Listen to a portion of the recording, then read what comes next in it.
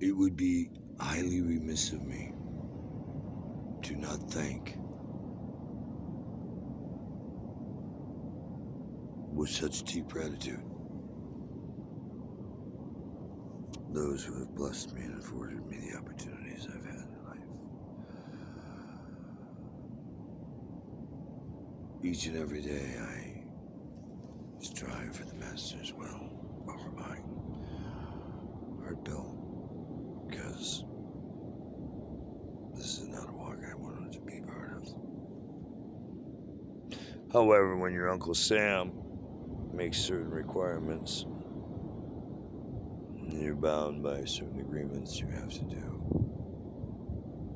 But when I think of the countless missions I've been on for this country over the last 5-6 decades, as either a humanitarian, a fact finder, an advisor, someone carrying diplomatic status or diplomatic messages on behalf of our government or other governments, back, or being the voice for other governments to our government, or back, all the way to being the voice for video games and weapons of mass destruction. I don't regret having the knowledge of and having done. But at some point, when you realize the totality of it, if you continue to be consumed by the materials that can come with the attributes of what you do, at what point you compromise your own moral values? The question every broadcaster has to ask themselves at some point, if they have any moral character whatsoever. Actors, when they take on certain roles, especially the really ones. As a world, as a society, if you can imagine it, we've already done it. What many things are science fictions are not. Much more is possible than you've been led to believe or you can imagine. But do your own research. Google the things you're curious about. You'll find a lot of conspiracy theories aren't theories, and they're not conspiracies, they really are happening. The HARP project, harp.net, HAARP.net. Plantech plant in Amarillo, Texas. 20 miles deep, 60 miles wide. Underground facility for warfare.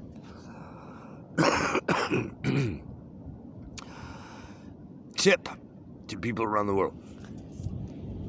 If you hope to survive the short effects of World War III, start studying all types of old architecture and drawings and renderings and prints you can find of underground tunnels, aqueducts, or ways to deep undergrounds that might preserve your life in the event of a war. Know how to get there quickly. Don't be paranoid, be prepared. There's a huge difference. Reaction, once a war breaks out, is the worst thing to happen. That's a time to be moving into solid, safe places quickly.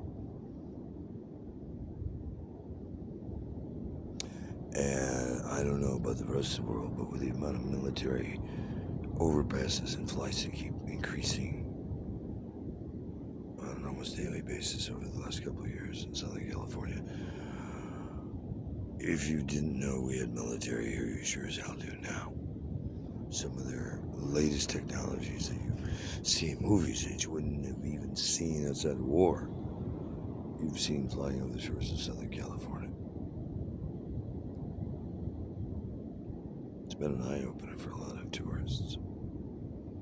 You say, what is that stuff?